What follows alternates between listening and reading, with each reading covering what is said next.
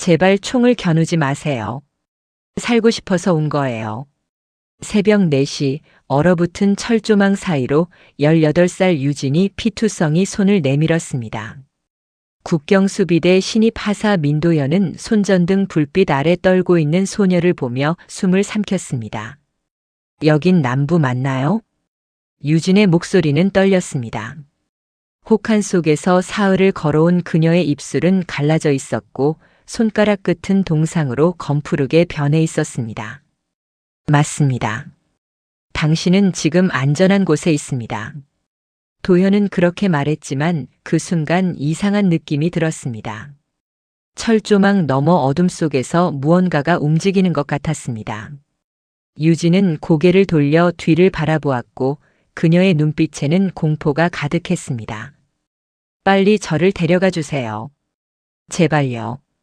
도현은 그제야 깨달았습니다. 이 소녀는 단순한 탈출자가 아니었습니다. 누군가 그녀를 쫓고 있었습니다. 그리고 이 순간이 그의 인생을 송두리째 바꿀 선택의 시작이 될 것이라는 것을 그는 아직 알지 못했습니다. 철조망 사이로 찬바람이 불어왔습니다. 도현은 무전기를 들었습니다. 여기 남영 초소 4지점 탈북자 1명 발견했습니다. 즉시 지원 요청합니다. 유진은 그 말을 듣고 비로소 무릎을 꿇었습니다. 그녀는 살아남았습니다. 적어도 지금 이 순간만큼은. 구독과 좋아요, 그리고 소중한 댓글은 영상 제작에 큰 힘이 됩니다. 열흘 전 북부에 폐쇄된 화산 기지마을. 유진은 공장 기숙사 2층 침대에 누워 어머니의 기침 소리를 들으며 잠에서 깼습니다. 새벽 5시 30분. 출근 사이렌이 울리기 30분 전이었습니다. 어머니 괜찮으세요? 괜찮다 유진아. 너나 어서 준비해라. 어머니의 목소리는 약했습니다. 지난달부터 폐렴 증세가 있었지만 마을 진료소는 3달 전에 문을 닫았습니다. 약도 구할 수 없었습니다. 유진은 낡은 가방에서 옥수수 가루 한 줌을 꺼내 물에 풀었습니다. 어제 배급받은 것이 전부였습니다. 그것도 일주일치 분량이라고 했습니다. 어머니, 이거라도 드세요. 너 먹어라. 나는 괜찮다. 제가 공장에서 먹고 올게요. 어머니가 드세요. 유진은 거짓말을 했습니다. 공장 식당도 이미 닷새째 문을 닫았습니다. 하지만 어머니에게는 말할 수 없었습니다. 공장으로 가는 길 유진은 이상한 광경을 목격했습니다. 마을 어귀에 군용 트럭 5대가 세워져 있었고 무장한 병사들이 초소를 지키고 있었습니다. 평소에는 없던 검문이었습니다. 통행증 보여주세요. 병사의 목소리는 차갑고 날카로웠습니다. 유진은 손이 떨렸지만 가슴 주머니에서 낡은 통행증을 꺼냈습니다. 김유진 18살 봉제공. 병사는 그녀를 위아래로 훑어보더니 통행증을 돌려주었습니다. 빨리 가. 공장 안은 이상하게 조용했습니다. 평소 100명이 넘게 일하던 작업장에 오늘은 30명도 채 되지 않았습니다. 애들 어디 갔어요? 유진이 옆자리 선희 언니에게 물었습니다. 모르겠어. 어젯밤에 몇 집이 또 비었다더라. 비었다니요? 가족이 통째로 사라졌다는 거지. 누가 데려간 건지 도망간 건지 아무도 모르겠어. 유진은 등골이 오싹해졌습니다. 한 달 전부터 마을 사람들이 하나둘씩 사라지기 시작했습니다. 처음엔 젊은 남자들이었습니다. 그 다음엔 가족 단위로 사라졌습니다. 이유도 설명도 없었습니다. 점심시간이 되었지만 식당은 열리지 않았습니다. 감독관이 확성기를 들고 나타났습니다. 앞으로 식당 운영은 중단합니다. 각자 집에서 해결하십시오. 배급은 일주일에 한 번 토요일 오전 10시에 배급소에서 받으십시오. 사람들이 웅성거렸습니다. 누군가 손을 들었습니다. 배급량이 너무 적습니다. 가족이 먹고 살 수가 없어요. 감독관은 차갑게 대답했습니다. 국가 사정이 어렵습니다. 견뎌야 합니다. 불평하는 자는 따로 조사받을 것입니다. 그 말에 사람들은 입을 다물었습니다. 저녁 6시 유진은 공장을 나섰습니다. 배가 고팠지만 참았습니다. 집에 가면 어머니가 있었습니다. 어머니는 더 배고플 것이었습니다. 기숙사로 돌아가는 길에 유진은 이상한 소리를 들었습니다. 누군가 울고 있었습니다. 건물 뒤편에서 들리는 소리였습니다. 유진은 조심스럽게 다가갔습니다.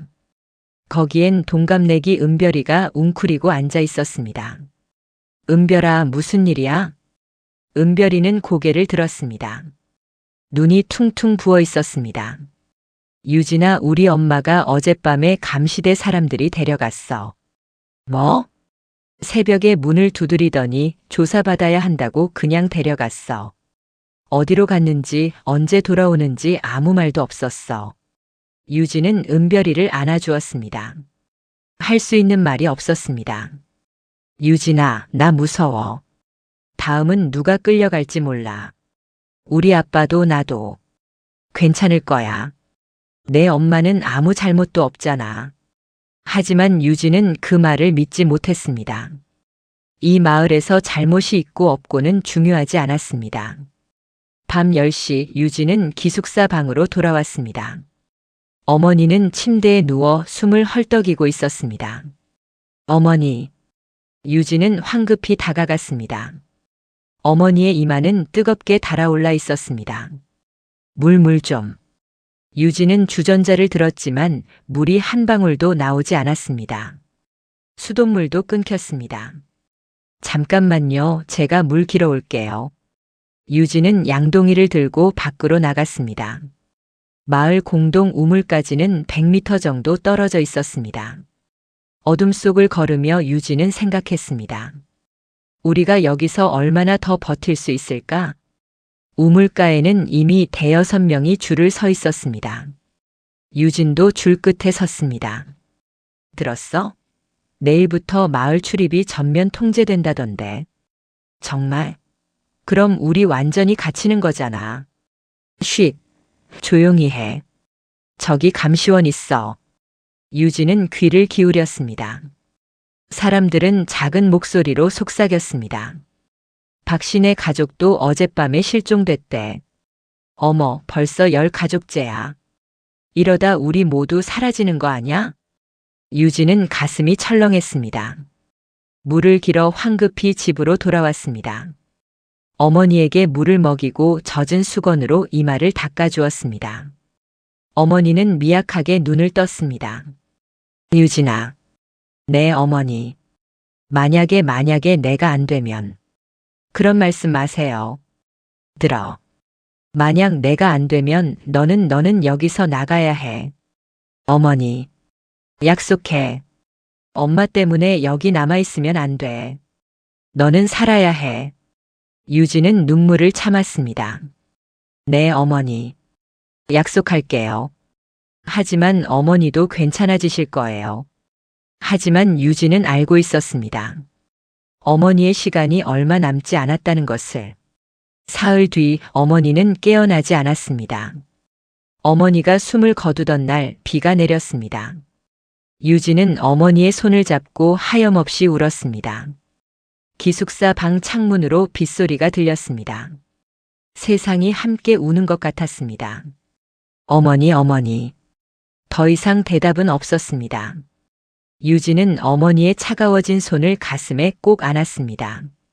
장례는 간소했습니다. 마을 공동 묘지에 어머니를 묻었습니다.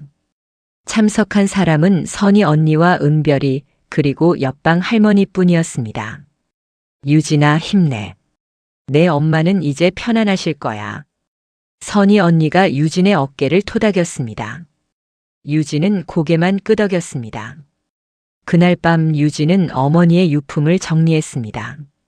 낡은 옷가지 몇 벌, 사진 한 장, 그리고 작은 약봉지 하나. 약봉지를 열어보니 안에는 종이 쪽지가 들어 있었습니다. 어머니의 글씨였습니다. 유진아, 살아라. 여기가 아닌 곳에서 자유롭게 살아라. 엄마는 항상 내 곁에 있을게. 사랑한다. 유진은 종이를 가슴에 꼭 안았습니다. 눈물이 멈추지 않았습니다.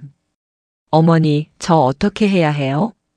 그 순간 창밖에서 누군가의 비명소리가 들렸습니다. 유진은 깜짝 놀라 창문으로 다가갔습니다. 밖에는 군용 트럭 4대가 서 있었고 병사들이 건물로 들어가고 있었습니다. 곧이어 사람들이 끌려 나오기 시작했습니다. 놓아줘요. 우리가 뭘 잘못했어요. 조용히 해. 지시에 따르라. 유진은 심장이 빠르게 뛰는 것을 느꼈습니다. 병사들은 4층까지 올라오고 있었습니다. 유진의 방은 2층이었습니다. 다음은 나야. 유진은 재빨리 가방에 옷가지와 약봉지를 넣었습니다. 그리고 창문을 열었습니다. 2층에서 뛰어내리기엔 너무 높았습니다. 하지만 옆 건물까지는 1m 정도 떨어져 있었습니다. 발소리가 복도에서 들렸습니다. 401호실, 402호실. 유진은 더 이상 망설이지 않았습니다. 창턱에 올라가 옆 건물을 향해 뛰었습니다. 착지하는 순간 발목에 통증이 왔지만 참았습니다. 유진은 옆 건물 옥상으로 기어 올라갔습니다. 거기서 마을 전체가 내려다 보였습니다. 트럭들이 계속해서 사람들을 싣고 있었습니다. 적어도 50명은 되어 보였습니다. 나도 저렇게 끌려가는 거야. 그리고 다시는 돌아오지 못하는 거야. 유진은 결심했습니다. 어머니의 마지막 당부를 지키기로. 여기서 나가야 해. 살기 위해서. 다음 날 새벽 유진은 준비를 마쳤습니다. 가방 하나, 물병 하나, 그리고 어머니의 약봉지. 그것이 전부였습니다. 마을을 빠져나가는 방법은 하나뿐이었습니다. 뒷산을 넘어 금지구역인 남영선 철조망까지 가는 것. 거기서 남쪽으로 넘어가는 것. 선희 언니는 말했습니다. 유진아, 제발 그러지 마. 거기 넘어가려다 죽은 사람이 한둘이 아니야. 지뢰밭도 있고 감시 초소도 있어. 여기 남아있어도 죽어요, 언니. 차라리 시도라도 해볼래요. 유진아. 언니, 저 가야 해요. 어머니가 살아남으라고 하셨어요.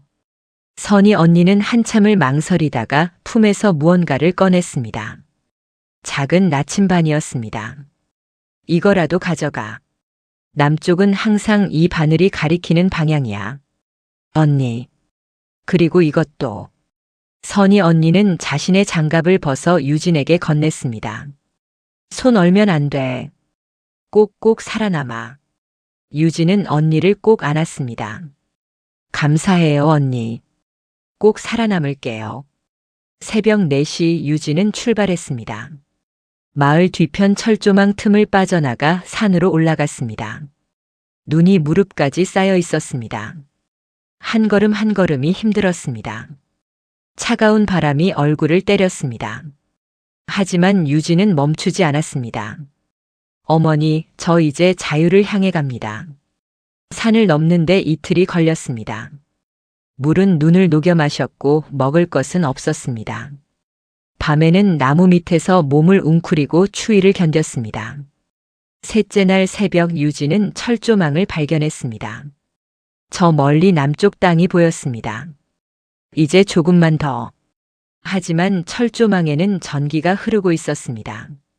유진은 나무 막대기로 조심스럽게 철조망을 건드려 보았습니다. 찌지직 소리가 났습니다. 어떻게 넘어가지? 한참을 고민하다가 유진은 아래쪽을 파기 시작했습니다. 얼어붙은 땅은 단단했지만 포기할 수 없었습니다. 2시간을 파자 겨우 사람 하나 빠져나갈 만한 구멍이 생겼습니다.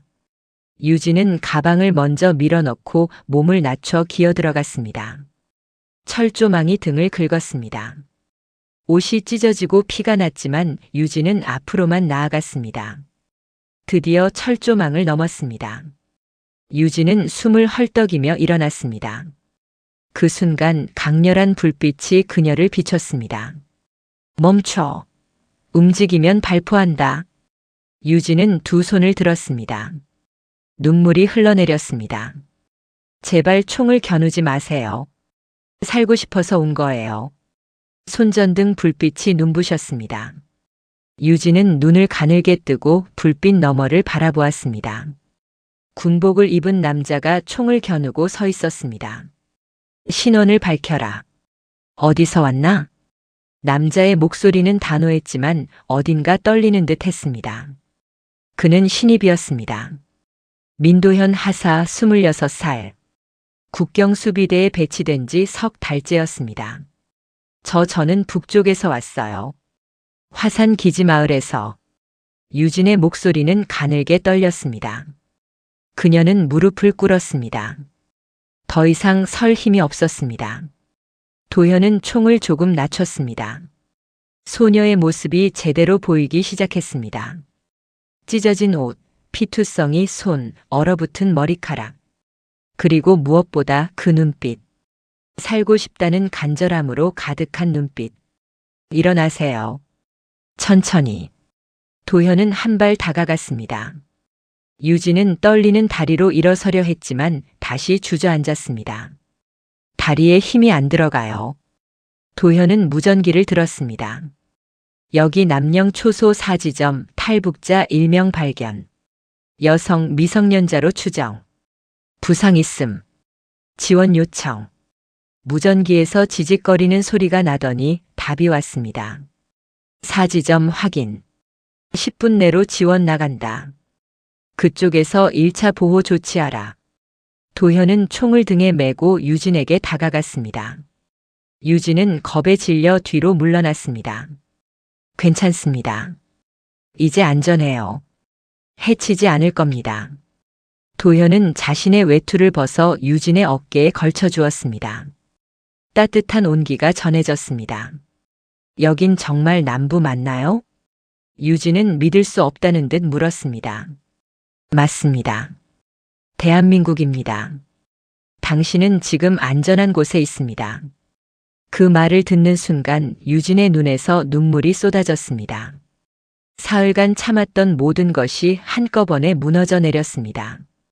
감사합니다. 정말 감사합니다.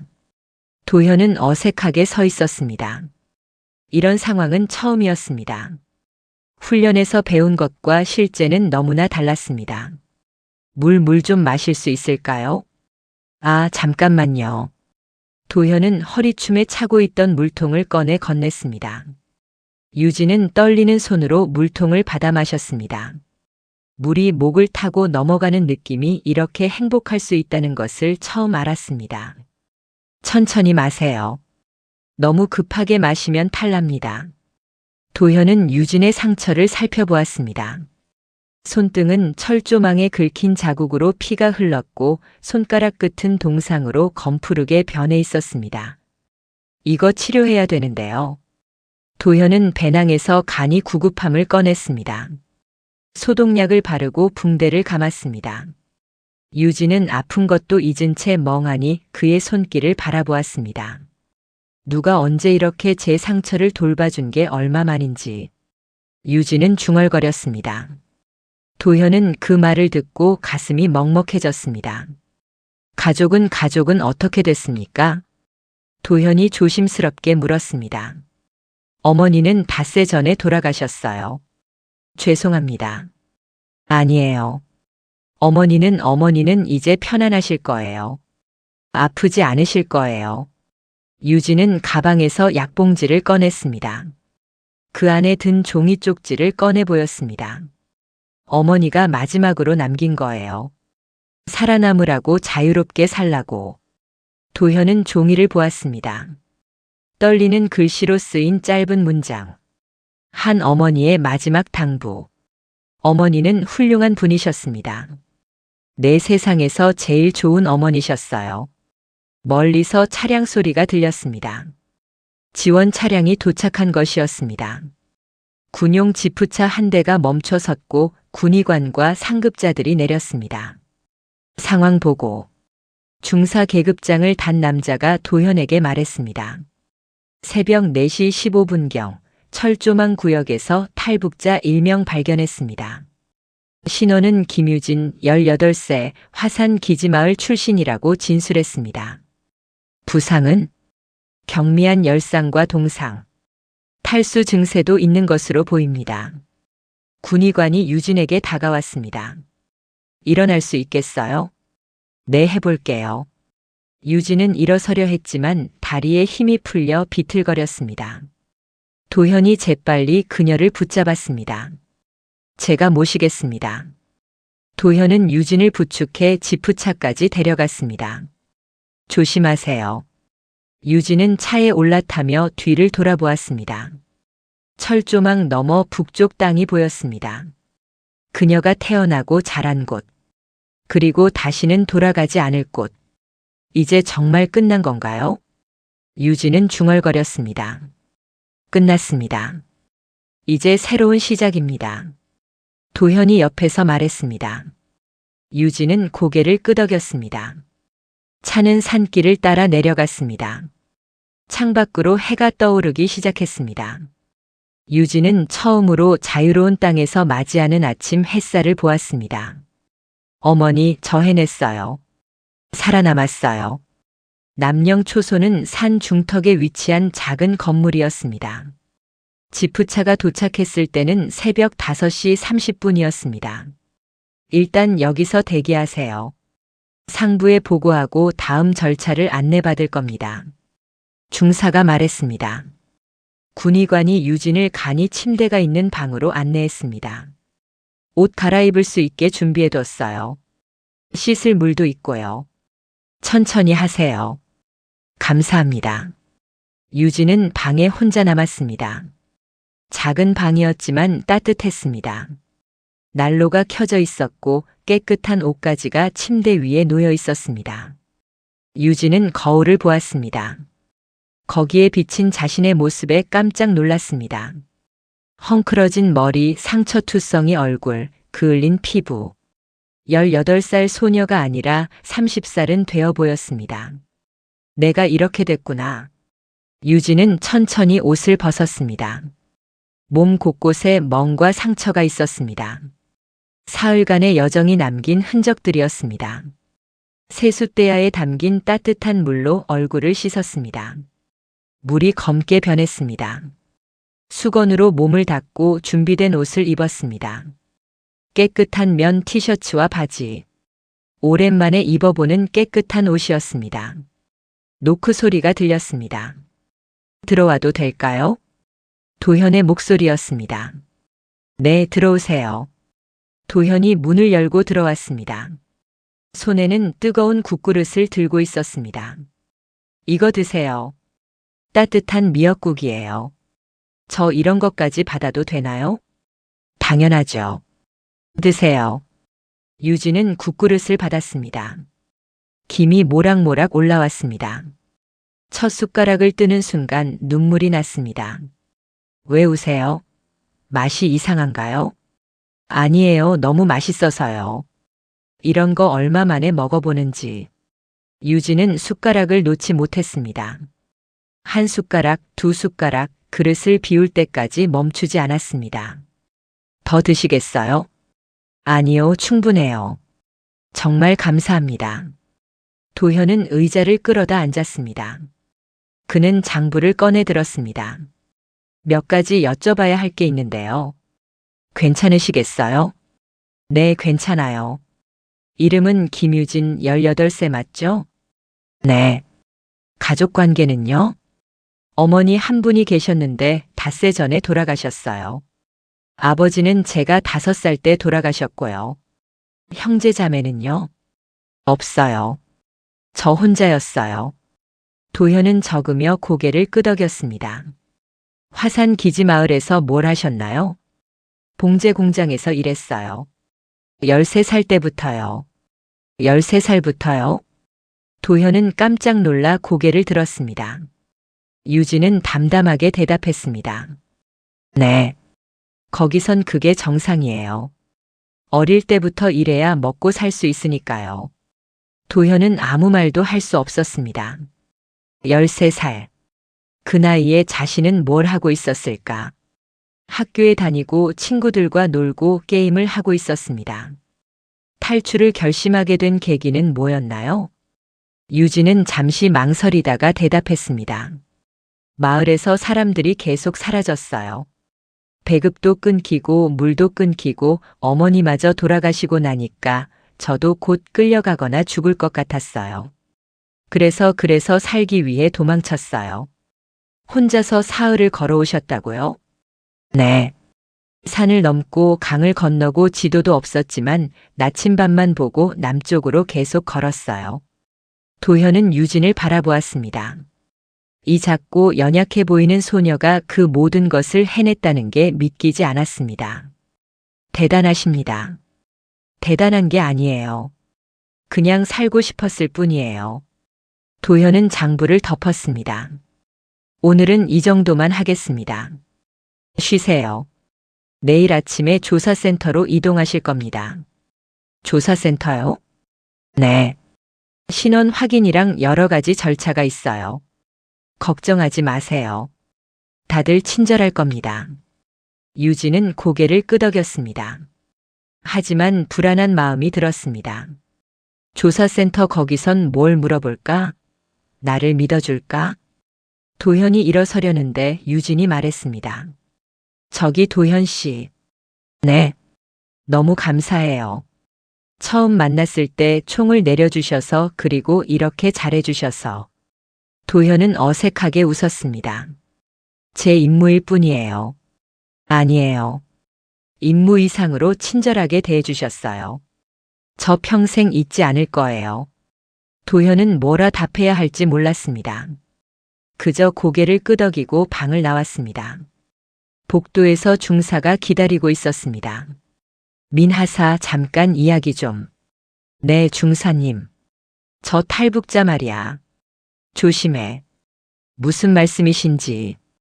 아직 신원이 완전히 확인된 게 아니야. 혹시 모르니까 경계를 늦추지 마. 하지만 저 소녀가 무슨.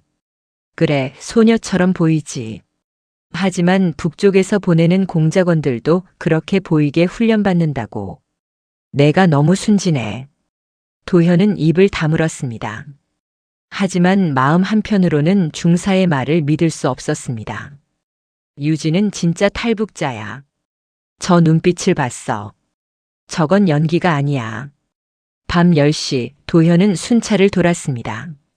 초소 주변을 한 바퀴 돌고 나서 유진이 있는 방 창문 앞을 지나쳤습니다. 불이 켜져 있었습니다. 창문 틈으로 안을 들여다보니 유진이 침대에 앉아 약봉지를 들고 있었습니다. 그녀는 종이 쪽지를 꺼내 읽고 조용히 울고 있었습니다. 도현은 가슴이 아팠습니다. 저 소녀는 그냥 어머니를 잃고 집을 잃고 모든 걸 잃은 아이일 뿐이야. 도현은 발걸음을 돌렸습니다. 하지만 유진의 울음소리가 계속 귓가에 맴돌았습니다. 다음 날 아침 유진은 조사센터로 이송되었습니다. 도심에서 1시간 떨어진 곳에 위치한 5층짜리 건물이었습니다. 여기서 며칠 머무르게 될 겁니다. 신원 조사와 신체 검사 그리고 여러 면담이 있을 거예요. 호송을 맡은 여성 직원이 설명했습니다. 얼마나 걸리나요? 보통 2주 정도요. 사람에 따라 더 걸릴 수도 있어요. 유진은 건물 안으로 들어갔습니다. 복도는 길고 어두웠습니다. 양옆으로 문들이 줄지어 있었고 각 방에서는 낮은 목소리들이 들렸습니다. 이리로 오세요. 유진은 301호실로 안내되었습니다. 방 안에는 책상 하나와 의자 3개가 있었습니다. 창문에는 철창이 쳐져 있었습니다. 앉으세요. 유진은 의자에 앉았습니다. 잠시 후 2명의 조사관이 들어왔습니다. 중년 남자와 30대 초반으로 보이는 여자였습니다. 김유진 씨 맞죠? 남자 조사관이 물었습니다. 목소리는 차가웠습니다. 네, 맞아요. 저는 조사관 박민수, 옆에 계신 분은 조사관 최수진입니다. 앞으로 며칠간 당신을 조사할 겁니다. 네. 박 조사관은 두꺼운 파일을 펼쳤습니다. 신원부터 확인하겠습니다. 이름 김유진. 생년월일은 2007년 4월 15일입니다. 출생지는 화산 기지마을입니다. 부모님 성함은 아버지는 김철수, 어머니는 이순희입니다. 질문은 계속 이어졌습니다. 가족관계, 학력, 직업, 마을 구조, 탈출 경로, 탈출 이유. 모든 것을 상세히 물었습니다. 3시간이 지나자 유진은 지쳐갔습니다. 잠깐 쉬어도 될까요? 목이 말라서. 조금만 더 하죠. 중요한 질문들이 남았어요. 최 조사관이 차갑게 말했습니다. 당신이 탈출하기 전에 북한 당국으로부터 어떤 지시를 받은 적 있나요? 아니요, 없어요. 정말요? 한 번도? 네, 정말이에요. 저는 그냥 공장 노동자였어요. 박 조사관이 사진 몇 장을 꺼내 보여주었습니다. 이 사람들 아세요? 유진은 사진을 보았습니다. 모르는 얼굴들이었습니다. 아니요, 모르는 사람들이에요. 확실합니까? 네, 확실해요. 이 사람들은 모두 공작원으로 의심받는 인물들입니다. 당신과 같은 방식으로 탈북했죠. 유진은 가슴이 철렁했습니다. 저는 공작원이 아니에요. 정말이에요. 그렇다면 증명해야죠. 어떻게요? 그건 우리가 판단할 문제입니다. 조사는 저녁까지 계속되었습니다. 같은 질문을 다른 방식으로 반복해서 물었습니다. 유진의 대답에 모순이 있는지 확인하는 것이었습니다. 오늘은 이만하겠습니다. 내일 계속하죠. 유진은 숙소로 안내되었습니다. 4층에 있는 작은 방이었습니다. 침대 하나, 책상 하나, 그리고 작은 화장실. 그게 전부였습니다. 저녁으로 빵 2개와 우유 한 팩이 제공되었습니다. 유진은 빵을 먹으며 눈물을 흘렸습니다. 나는 정말 탈북자일 뿐인데 왜 이렇게 의심을 받아야 하지? 밤 유진은 잠을 이룰 수 없었습니다. 복도에서 누군가 우는 소리가 들렸습니다. 다른 탈북자일 것이었습니다. 여기서 버틸 수 있을까? 2주를 견딜 수 있을까? 다음 날 조사는 더 강도 높게 진행되었습니다. 어제 진술에 몇 가지 의문점이 있습니다. 박 조사관이 말했습니다. 당신은 사흘 만에 철조망까지 도착했다고 했죠? 네. 지도도 없이 혼자서? 네, 나침반만 있었어요. 그게 가능한 일인가요? 저도 모르겠어요. 그냥 필사적으로 걸었어요. 멈추면 죽을 것 같았으니까요. 철조망을 어떻게 넘었죠? 밑을 팠어요. 2시간 정도 걸렸어요. 2시간? 얼어붙은 땅을 맨손으로 나무 막대기로 팠어요. 손이 다 찢어졌지만 어쩔 수 없었어요. 최 조사관이 끼어들었습니다. 화산 기지마을에 대해 더 자세히 말해보세요. 마을 구조, 감시 체계, 주민수. 유진은 아는 대로 설명했습니다. 하지만 자세한 것은 몰랐습니다. 잘 모르겠어요. 저는 그냥 공장과 기숙사만 오갔어요. 왜 자세히 모르죠? 18년을 살았으면서 거기선 함부로 돌아다니면 안 돼요. 감시당하거든요. 조사관들은 서로를 쳐다보았습니다. 뭔가 의논하는 듯 했습니다. 나흘째 유진은 거짓말 탐지기 검사를 받았습니다. 긴장하지 마세요. 사실대로만 대답하면 됩니다. 기계가 몸에 연결되었습니다. 심박수, 혈압, 땀 분비를 측정하는 센서들이었습니다. 이름이 김유진 맞나요? 네. 북한에서 왔나요? 네. 공작원인가요? 아니요. 정말로 아닌가요? 정말이에요. 저는 공작원이 아니에요. 검사는 1시간 동안 계속되었습니다. 같은 질문을 반복하고 유진의 반응을 관찰했습니다. 검사가 끝난 후 유진은 숙소로 돌아왔습니다. 온몸에 힘이 빠졌습니다. 침대에 쓰러져 울었습니다. 도현 씨는 어디 계실까? 나를 믿어준 유일한 사람. 일주일째 조사는 계속되었습니다. 유진은 점점 지쳐갔습니다. 밥맛도 없었고 잠도 오지 않았습니다. 김유진 씨 협조적으로 나오시는 게 좋을 겁니다. 박 조사관이 경고했습니다. 저는 사실대로 말하고 있어요. 더 이상 뭘 말해야 할지 모르겠어요. 그렇다면 왜 진술에 계속 빈틈이 생기죠? 빈틈이요? 어떤 빈틈인데요? 그건 우리가 판단할 문제입니다. 유진은 절망했습니다. 아무리 진실을 말해도 그들은 믿지 않아. 나는 어떻게 해야 해? 열흘째 유진은 거의 무너지기 직전이었습니다. 체중도 3kg이나 빠졌습니다. 그날 오후 박 조사관이 들어왔습니다. 그의 표정이 달라져 있었습니다. 김유진 씨, 좋은 소식입니다.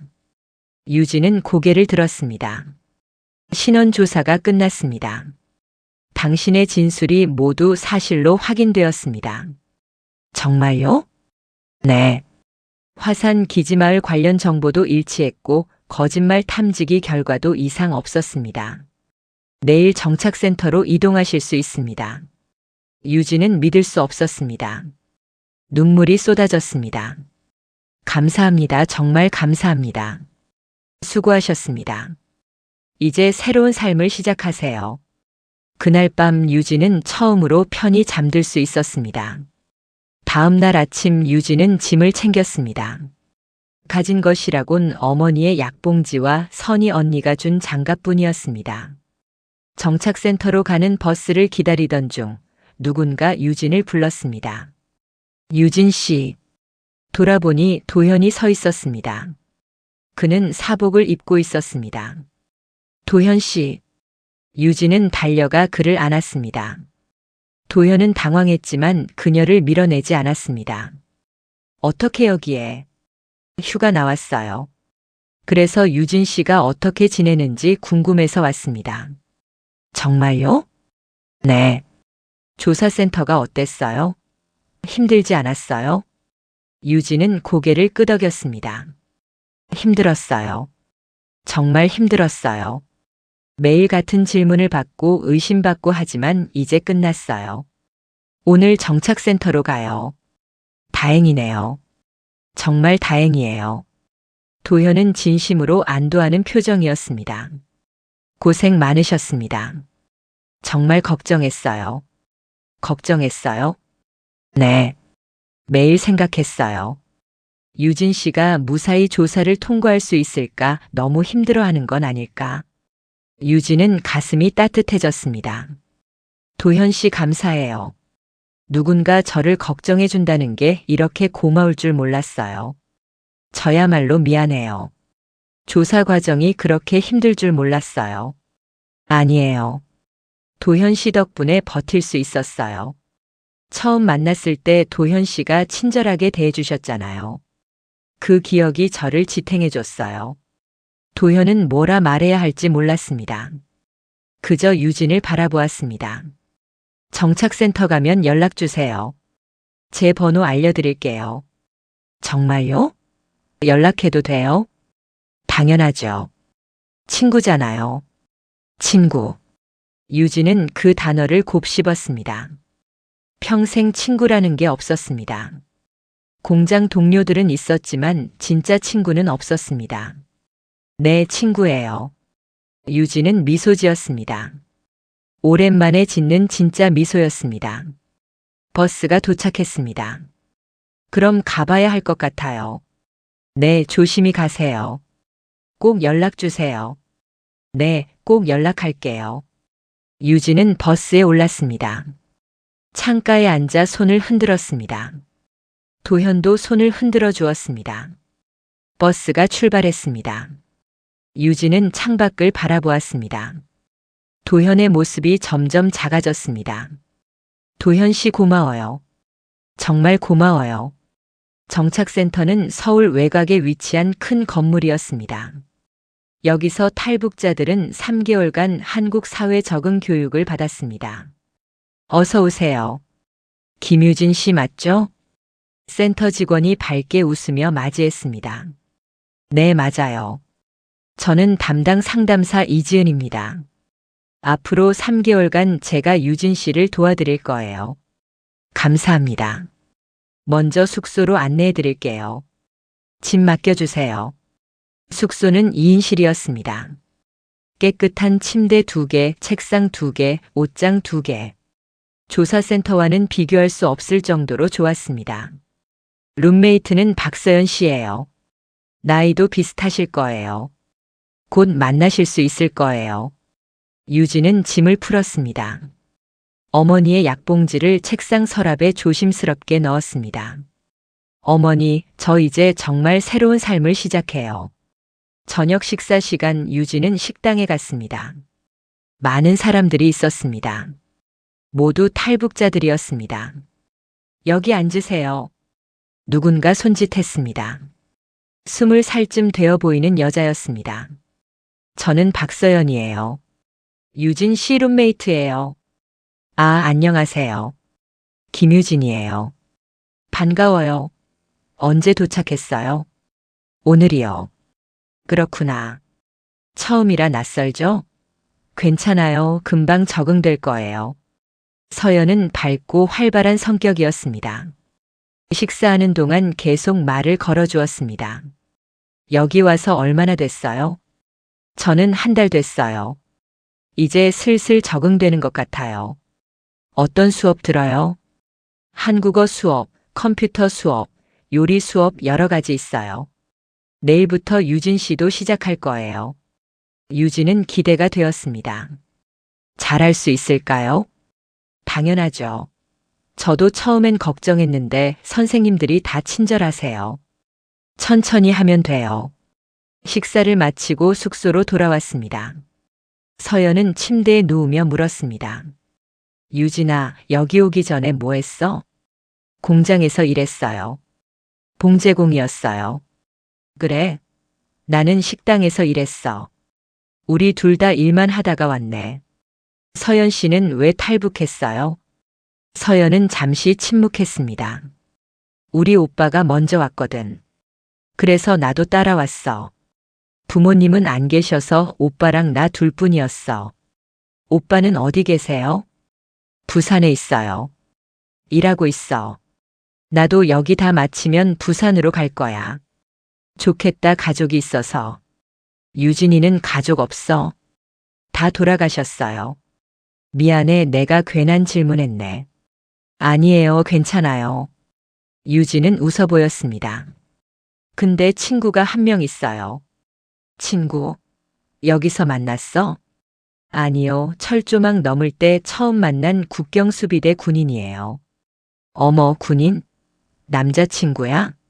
아니에요. 그냥 친구예요.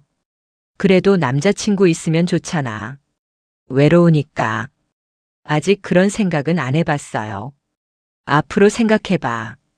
여긴 자유의 나라잖아. 연애도 자유야. 두 사람은 밤늦게까지 이야기를 나눴습니다. 유진은 오랜만에 편안함을 느꼈습니다. 여기서 나는 정말 새로운 삶을 살 수 있을 거야. 3개월이 흘렀습니다. 유진은 정착센터에서 많은 것을 배웠습니다. 한국어는 발음이 조금 달라 처음엔 어려웠지만 점점 익숙해졌습니다. 컴퓨터는 처음 만져보는 것이었지만 신기하고 재미있었습니다. 요리 수업에서는 김치찌개, 불고기, 비빔밥을 만드는 법을 배웠습니다. 북에서는 제대로 된 요리를 해본 적이 없었습니다. 재료가 없었으니까요. 유진아, 오늘 내가 만든 비빔밥 진짜 맛있었어. 서연이 엄지를 치켜 세웠습니다. 정말? 고마워. 유진은 요리에 재능이 있었습니다. 선생님도 칭찬했습니다. 유진 씨 손재주가 좋으시네요. 나중에 요리 관련 일도 해볼 수 있겠어요. 정말요? 저도 그렇게 생각해 봤어요. 주말마다 도현이 찾아왔습니다. 그는 유진에게 한국 사회에 대해 알려주었습니다. 이게 지하철이에요. 카드로 찍으면 탈 수 있어요. 신기하다, 기계가 다 알아서 하네요. 그리고 이게 편의점이에요. 24시간 열려 있어요. 밤에도 물건을 살 수 있어요? 네, 언제든지요. 유진은 모든 게 신기했습니다. 자판기에서 나오는 따뜻한 커피, 손만 대면 열리는 자동문, 버튼만 누르면 음악이 나오는 스마트폰. 이 세상엔 정말 신기한 게 많네요. 유진 씨가 보기엔 그렇겠죠. 하지만 곧 익숙해질 거예요. 도현은 유진을 공원으로 데려갔습니다. 벚꽃이 만개한 봄이었습니다. 우와, 이렇게 예쁜 꽃은 처음 봐요. 벚꽃이에요. 봄에만 피는 꽃이죠. 유진은 떨어지는 꽃잎을 손으로 받았습니다. 분홍빛 꽃잎이 손바닥 위에서 춤을 췄습니다. 도현 씨, 이거 가져가도 돼요? 당연하죠. 유진은 꽃잎을 조심스럽게 주머니에 넣었습니다. 이거 말려서 책갈피로 쓸래요.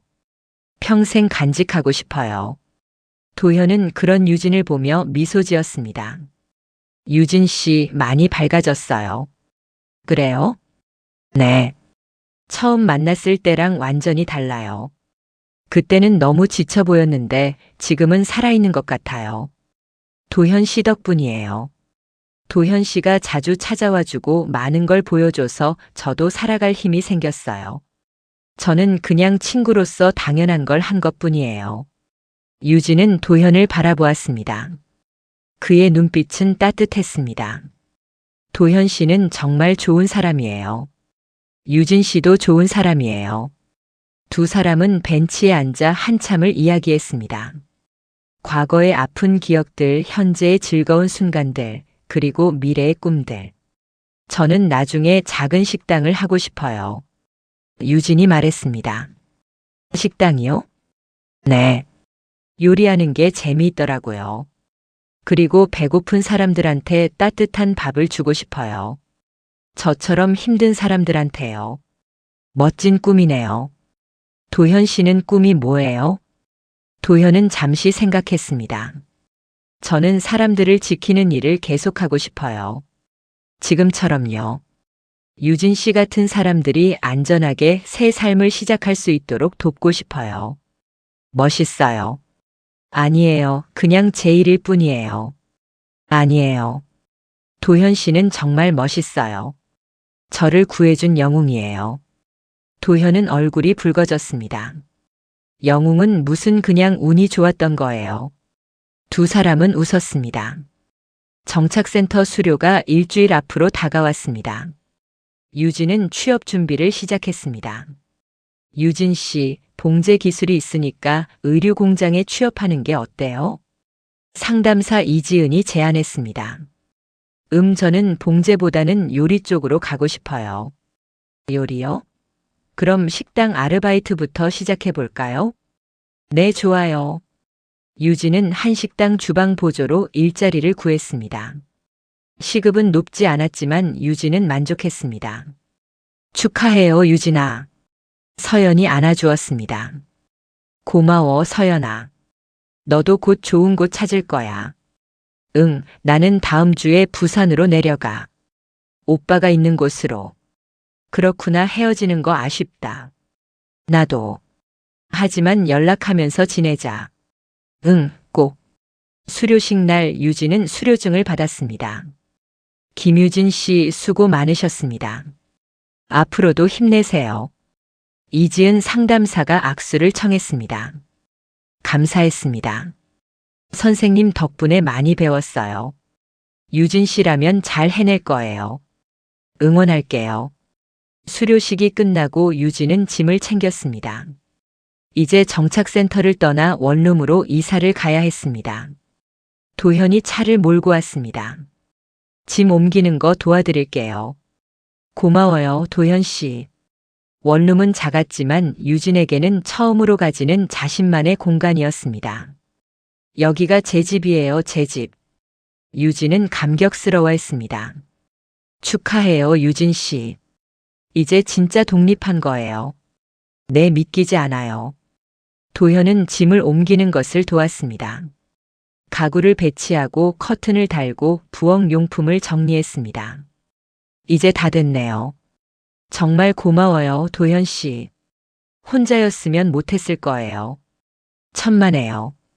친구 도와주는 건 당연한 거잖아요. 저녁에 도현은 치킨을 사왔습니다. 집들이 선물이에요. 치킨. 이거 먹어보고 싶었어요. 두 사람은 작은 테이블에 둘러앉아 치킨을 먹었습니다. 맛있어요. 유진은 행복한 표정으로 치킨을 먹었습니다. 앞으로 이런 거 자주 먹을 수 있어요. 정말요? 매일 먹어도 돼요? 하하, 매일은 건강에 안 좋아요. 가끔씩요. 그래도 좋아요. 가끔이라도 먹을 수 있다는 게 행복해요. 도현은 유진을 보며 생각했습니다. 이 사람은 정말 작은 것에도 감사할 줄 아는 사람이구나. 식사를 마치고 도현이 일어섰습니다. 이제 가봐야 할 것 같아요. 내일 근무가 있어서요. 네, 조심히 가세요. 현관까지 배웅하는데 유진이 말했습니다. 도현 씨, 정말 감사해요. 저를 여기까지 오게 해주셔서. 제가 뭘 했다고요? 많이 했어요. 도현 씨가 없었으면 저는 여기까지 못 왔을 거예요. 도현은 유진의 어깨를 가볍게 두드렸습니다. 유진 씨가 스스로 해낸 거예요. 저는 옆에서 조금 도와준 것뿐이에요. 그래도 고마워요. 도현이 떠나고 유진은 혼자 남았습니다. 처음으로 혼자 보내는 밤이었습니다. 창밖을 보니 별이 보였습니다. 유진은 어머니의 약봉지를 꺼내 들었습니다. 어머니, 봐요. 저 이제 제 집이 생겼어요. 일자리도 생겼고요. 저 정말 잘 살고 있어요. 약봉지를 가슴에 안고 유진은 눈물을 흘렸습니다. 슬픈 눈물이 아니라 감사의 눈물이었습니다. 다음 날부터 유진은 식당에서 일하기 시작했습니다. 유진아, 이거 설거지 좀 해줘. 네, 사장님. 양파 썰어야 하는데 할 수 있어? 네, 해볼게요. 유진은 부지런히 일했습니다. 주방 보조일은 힘들었지만 즐거웠습니다. 한 달이 지나자 주방장이 유진을 불렀습니다. 유진아, 내 손재주 괜찮은데? 앞으로 요리도 배워볼래? 정말요? 배우고 싶어요. 그래, 내가 가르쳐 줄게. 열심히 해. 네, 감사합니다. 유진은 매일 요리를 배웠습니다. 칼질, 볶는 법, 간 맞추는 법. 하나하나 익혀갔습니다. 반년이 지나자 유진은 간단한 요리는 혼자 만들 수 있게 되었습니다. 유진이 덕분에 주방이 돌아가네. 사장님이 칭찬했습니다. 다음 달부터 급여 올려줄게. 감사합니다, 사장님. 유진의 삶은 안정되어 갔습니다. 월급을 모아서 조금씩 저축했습니다. 언젠가 자신의 식당을 열기 위해서였습니다. 도현은 여전히 주말마다 유진을 찾아왔습니다. 때로는 영화를 보러 가고 때로는 공원을 산책했습니다. 유진 씨, 요즘 많이 바빠 보여요. 네, 일하느라 바빠요. 하지만 좋아요. 일하는 게 재미있어요. 좋아하는 일을 하니까 그런 거겠죠. 도현 씨는 요즘 어때요? 저도 바빠요. 이번에 승진해서 업무가 늘었거든요. 축하해요. 고마워요. 두 사람은 카페에 앉아 커피를 마셨습니다. 유진 씨, 저기 하나 물어봐도 될까요? 네, 뭐든지 물어보세요. 도현은 잠시 망설이다가 물었습니다. 유진 씨는 저를 어떻게 생각하세요? 도현 씨요? 좋은 친구죠. 친구로요? 네, 왜요? 도현은 고개를 저었습니다. 아니에요. 그냥 궁금해서요. 유진은 도현을 가만히 바라보았습니다. 그의 표정이 이상했습니다. 도현 씨, 무슨 말하고 싶은 거예요? 아니에요. 정말 아무것도 아니에요. 하지만 유진은 알아챘습니다. 도현의 눈빛이 말하고 있었습니다. 혹시 도현 씨가 나를 좋아하는 걸까? 유진은 가슴이 두근거렸습니다. 하지만 확신할 수 없었습니다. 1년이 지났습니다. 유진은 이제 식당의 중요한 일원이 되었습니다. 요리 실력도 많이 늘었고 손님들의 칭찬도 받았습니다. 이 김치찌개 누가 만들었어요? 정말 맛있네요. 저희 유진이가 만들었어요. 사장님이 자랑스럽게 말했습니다. 유진 씨, 정말 실력이 좋으시네요. 유진은 뿌듯했습니다. 어느 날 도현이 식당으로 찾아왔습니다. 유진 씨, 잠깐 시간 있어요? 네, 오늘 일 끝났어요. 무슨 일이에요? 할 말이 있어서요. 두 사람은 식당 근처 벤치에 앉았습니다. 뭔데요? 진지한 것 같은데. 도현은 심호흡을 했습니다. 유진 씨, 저 고백할 게 있어요. 고백이요? 네. 사실 저는 유진 씨를 좋아해요. 친구로서가 아니라 여자로서요. 유진은 얼어붙었습니다. 처음 만났을 때부터 마음에 들었어요. 유진 씨의 강인함, 따뜻함, 순수함 모든 게 좋았어요. 그래서 계속 찾아온 거예요. 유진 씨를 보고 싶어서요. 유진은 아무 말도 할 수 없었습니다. 갑자기 이런 말해서 미안해요. 하지만 더 이상 숨길 수가 없어서요. 유진 씨, 제 마음 받아주시겠어요? 유진은 도현을 바라보았습니다. 그의 눈빛은 진지했고 떨리고 있었습니다. 도현 씨, 제 마음을 알아주세요. 유진 씨와 함께하고 싶어요. 평생을요. 유진은 눈물이 났습니다. 저도 도현 씨가 좋아요. 정말이에요?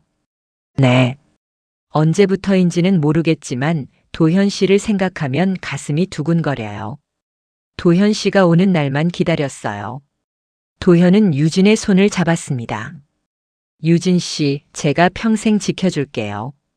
행복하게 해줄게요. 저도 도현 씨를 행복하게 해줄게요. 두 사람은 서로를 안았습니다.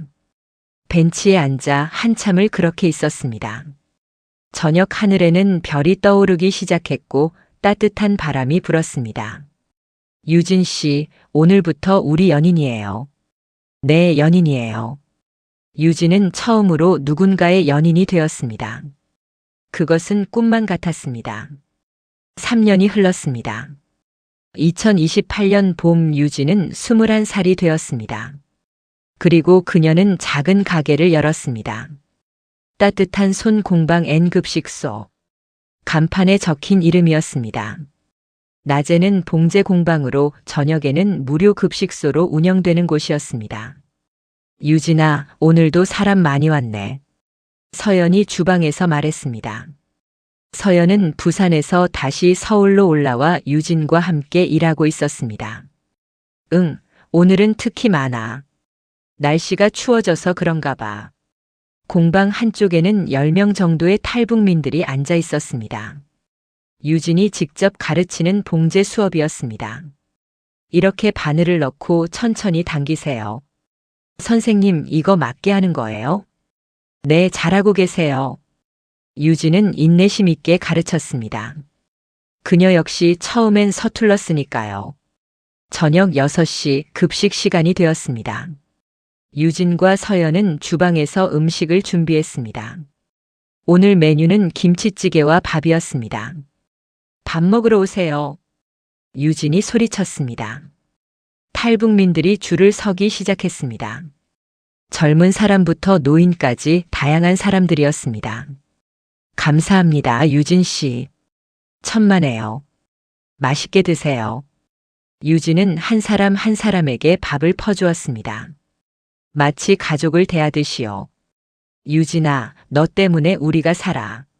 한 할머니가 유진의 손을 잡았습니다. 할머니, 무슨 말씀을요? 제가 해야 할 일을 하는 것뿐이에요. 아니야. 넌 천사야. 우리 같은 사람들을 이렇게 돌봐주는 사람이 어디 있어. 유진은 눈시울이 붉어졌습니다. 할머니, 저도 예전엔 도움받는 사람이었어요. 이제 제가 도울 차례예요. 급식이 끝나고 유진은 설거지를 했습니다. 문이 열리는 소리가 들렸습니다. 유진 씨. 돌아보니 도현이 서 있었습니다. 그는 이제 경사 계급장을 달고 있었습니다. 피난민 보호 담당 경찰로 배치된 지 1년이 되었습니다. 도현 씨, 일찍 왔네요. 네, 오늘 일찍 끝났어요. 도와드릴게요. 도현은 앞치마를 두르고 유진 옆에 섰습니다. 두 사람은 나란히 설거지를 했습니다.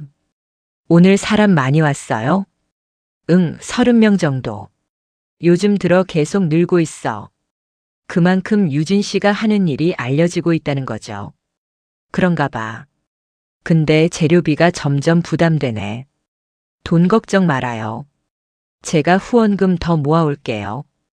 도현은 유진의 일을 돕기 위해 주변 사람들에게 후원을 요청하고 있었습니다. 도현 씨 항상 미안해요. 제 일인데 도현 씨가 너무 많이 도와줘서. 무슨 소리예요? 우리 일이잖아요. 유진은 도현을 바라보았습니다. 그는 여전히 따뜻한 눈빛을 가지고 있었습니다. 도현 씨 사랑해요. 저도 사랑해요, 유진 씨.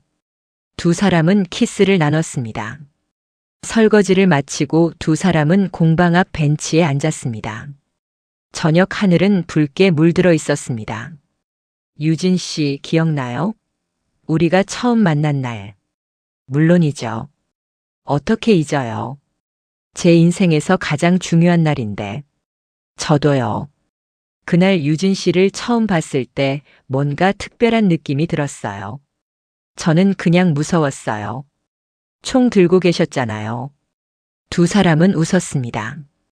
그런데 지금 이렇게 함께 있으니까 신기해요. 운명인가 봐요. 그러게요. 운명이었던 것 같아요. 도현은 유진의 손을 잡았습니다. 유진 씨, 저희 결혼할까요? 유진은 깜짝 놀라 도현을 바라보았습니다. 갑자기 왜요? 우리 사귄 지 2년 됐잖아요. 그리고 저는 확신해요. 유진 씨가 제 평생의 반려자라는 걸요. 유진은 눈물이 났습니다. 저도 확신해요. 도현 씨와 평생을 함께하고 싶어요. 도현은 주머니에서 작은 상자를 꺼냈습니다. 상자를 열자 작은 반지가 들어 있었습니다. 김유진 씨, 저와 결혼해 주시겠습니까? 유진은 눈물을 흘리며 고개를 끄덕였습니다. 네, 결혼할게요. 기꺼이요. 도현은 유진의 손가락에 반지를 끼워 주었습니다. 두 사람은 포옹했습니다. 행복하게 해줄게요, 유진 씨. 저도 도현 씨를 행복하게 해줄게요. 그날 밤 유진은 어머니의 약봉지를 꺼냈습니다. 종이 쪽지를 다시 읽었습니다. 유진아, 살아라. 여기가 아닌 곳에서 자유롭게 살아라. 엄마는 항상 내 곁에 있을게. 사랑한다. 유진은 종이를 가슴에 안았습니다. 어머니, 저 결혼해요. 정말 좋은 사람을 만났어요.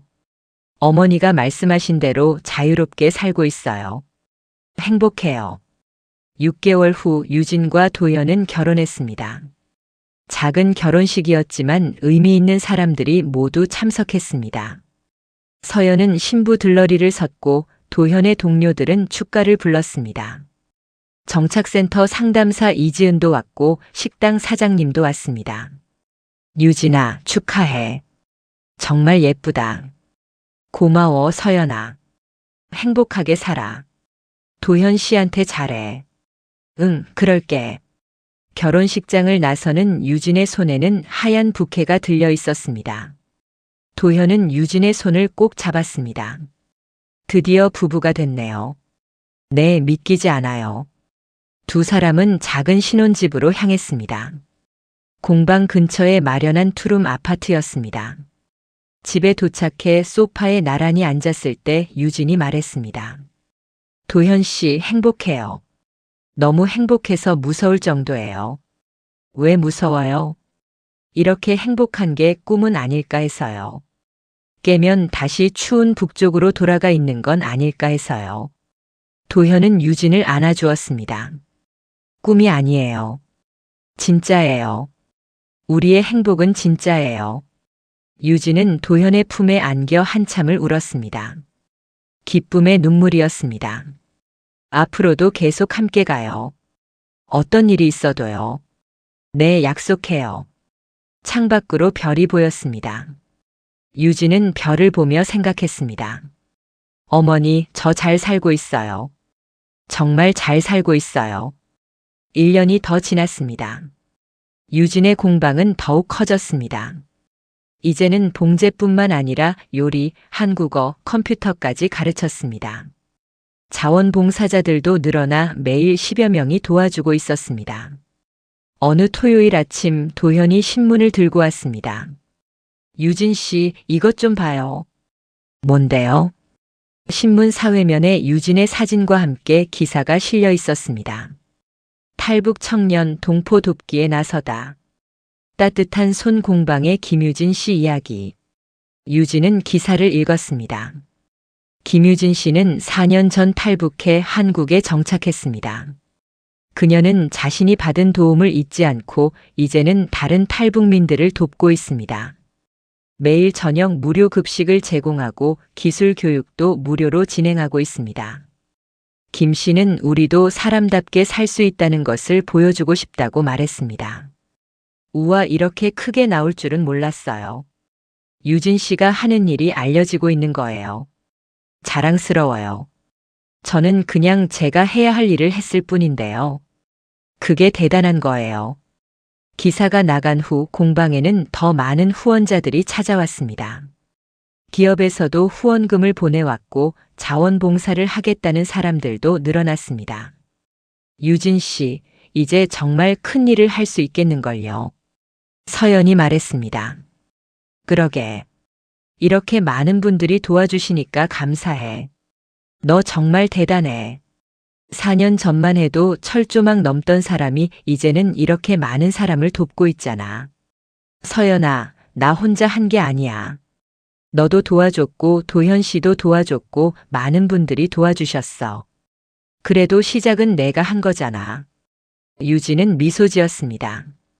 그날 저녁 급식을 마치고 유진과 도현은 공방 옥상에 올라갔습니다. 서울의 야경이 한눈에 보였습니다. 예쁘다. 유진이 중얼거렸습니다. 예전에는 이런 풍경을 상상도 못했어요. 밤에 이렇게 불이 환하게 켜진 도시를요. 많이 달라졌죠? 네, 정말 많이 달라졌어요. 저도 달라졌고요. 도현은 유진의 어깨를 감싸 안았습니다. 유진 씨, 저기 하나 말해도 될까요? 뭔데요? 저희 아기 가질까요? 유진은 깜짝 놀라 도현을 바라보았습니다. 아기요? 네. 저는 유진 씨 닮은 아기가 보고 싶어요. 우리 가족을 만들고 싶어요. 유진은 잠시 생각했습니다. 저도 아기를 갖고 싶어요. 하지만 공방 일도 있고. 제가 도와드릴게요. 그리고 서연이도 있잖아요. 우리 함께 하면 돼요. 그래요, 우리 함께 하면 되는 거죠. 유진은 고개를 끄덕였습니다. 좋아요. 아기 가져요. 도현은 유진을 안아들었습니다. 고마워요, 유진 씨. 사랑해요. 저도 사랑해요, 도현 씨. 그로부터 9개월 후 유진은 딸을 낳았습니다. 이름을 뭐라고 지을까요? 도현이 물었습니다. 유진은 아기를 안고 한참을 바라보았습니다. 희망이요. 이름을 희망이라고 짓고 싶어요. 희망이요? 네. 이 아이가 저에게는 희망이니까요. 그리고 다른 사람들에게도 희망이 되었으면 좋겠어요. 좋은 이름이에요. 도현은 유진과 아기를 함께 안았습니다. 우리 희망이 잘 자라렴. 엄마 아빠가 많이 사랑한다. 유진은 아기를 보며 생각했습니다. 어머니 봐요. 제가 엄마가 됐어요. 이 아이에게 어머니가 저에게 주신 사랑을 똑같이 줄게요. 희망이가 돌이 되던 날 공방에서 작은 돌잔치를 열었습니다. 탈북민들, 자원봉사자들, 후원자들이 모두 모였습니다. 우리 희망이 돌 축하해. 사람들이 박수를 쳤습니다. 희망이는 돌잔이 앞에서 웃고 있었습니다. 사람들이 모두 돌아가고 공방에는 잔잔한 평온만 남아 있었습니다. 유진은 희망이를 품에 안고 조용히 흔들며 말했습니다. 우리 희망이 축하해. 건강하게 자라줘. 도현이 다가와 유진의 옆에 섰습니다. 유진 씨, 오늘 정말 좋았어요.